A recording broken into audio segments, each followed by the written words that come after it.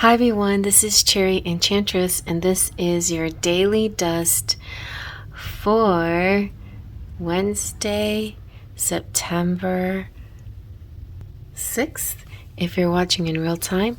But it can also be for whenever you stumble upon it. It's also a timeless reading.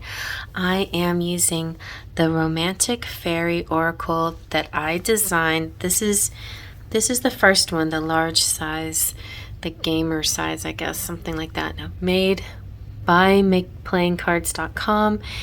Now there's lots of sites out there that have been bootlegging my deck, just so you know. AliExpress and Temu and even Amazon and even Etsy, I think. So there's only one of these on Etsy, and it's sold out right now on Etsy, but you can still get it on MakePlayingCards.com. Just saying, that's where you get it if you want to pay the actual designer of the deck instead of somebody who stole it. But then again, if you want to, just get it cheap, I get that. I totally do. All right, so the Romantic Fairy Oracle. See, it's got my name on it, Cherry Enchantress, because I put it there. I put my email address too. And you might find it just like that. It's being sold as if I selling it through Temu, but I am not. Let's get a nice shuffle here and see what we get.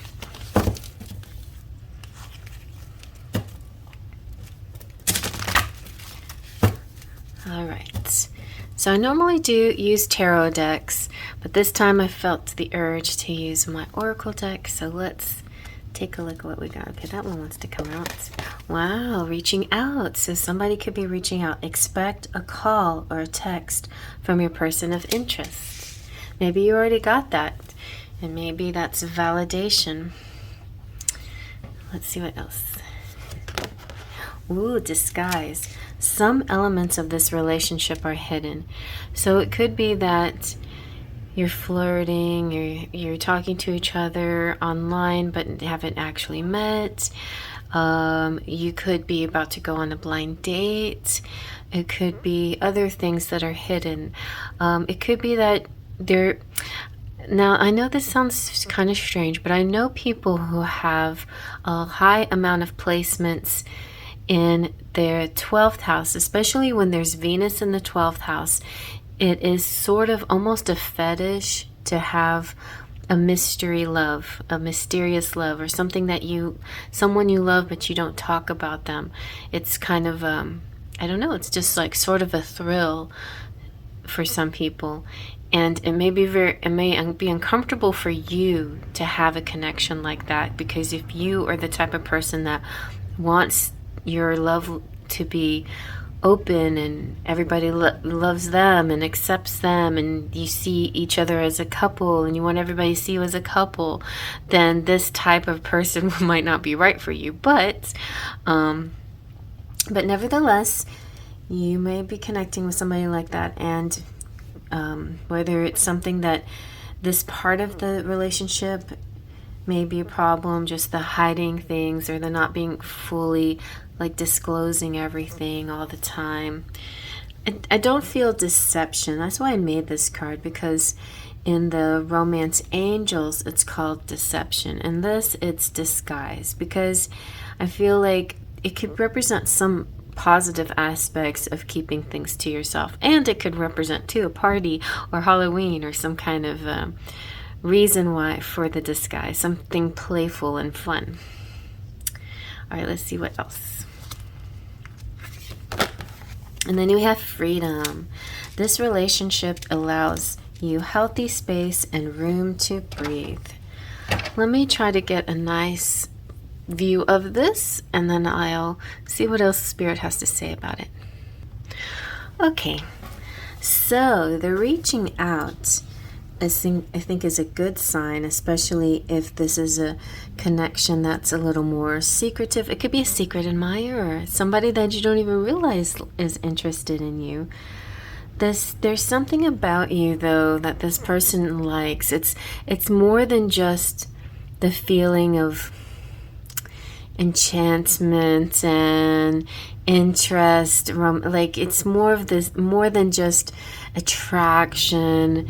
It's this feeling that when they're with you, it's the same as sometimes when they're alone, and that's not a bad thing. It's like you don't smother them, you don't annoy them, you don't nag them, you don't bother them. You're like a support.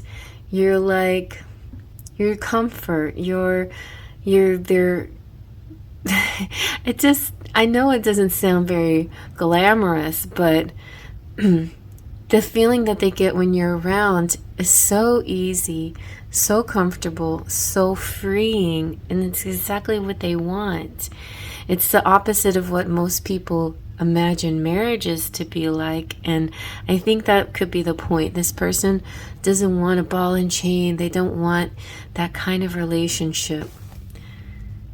I'm not saying that marriage is bad, but I feel like there could be a person here that has maybe an outlook that way, or maybe not. It doesn't matter. Like, to them, still just freedom in a relationship is the highest energy.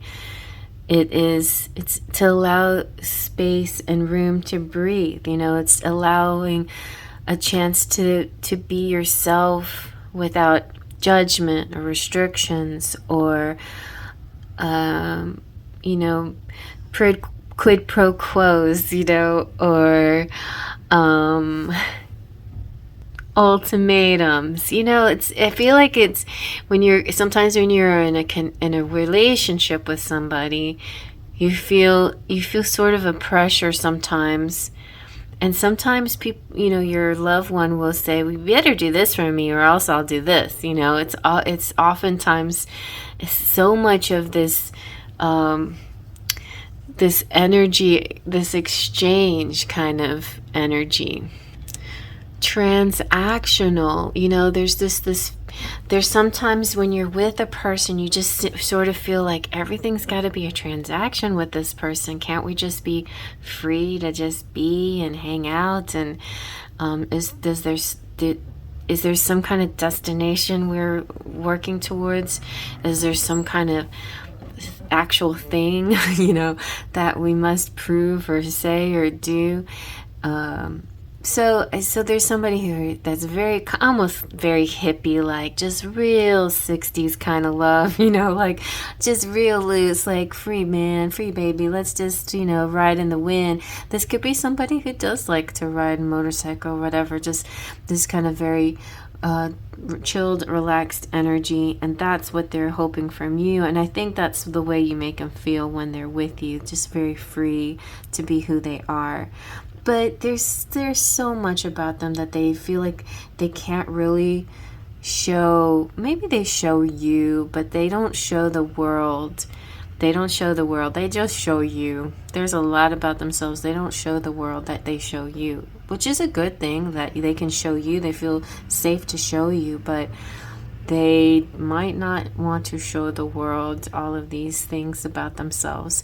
And therefore, maybe some parts of your connection with them are also secretive, or quiet from the world, because they're just not into this following the rules and other people's judgments and things like that. So a lot that's going on here could be under the radar and in hush hush, quiet like energy. If you ever watch Bridgerton shows, that first one that came out, there's a lot of underlying attraction and energy between the two couple, and there's so much that she didn't know about him for the reasons why he does what he does, and that kind of almost miscommunication happens in a lot of these kinds of romance novel type loves, these very they're kind of healing. It's like both parties are being healed by being with each other. So I think if you're involved in a person like this, then just need a lot of patience with them. Or if this is you, then your person's just going to have a lot of patience with you. Anyway, if you would like an extended reading, I feel like the need to pull some more cards. The sentimental silhouettes makes me feel like we can get into in a little more in depth about how this person feels about you. You know, maybe it'll tell you where they're headed, where you're headed with them. But right now, it just feels like the next thing that you might encounter is a reaching out. Either this has already happened or you're going to see this happening next. And there's a lot of things hidden about this connection, but we're going to find out more in an extended reading. So check the link below or check up there and see what your person's feeling about you. But this is it for the Daily Dust. So I hope you like that. Faith Dust and Pixie Dust.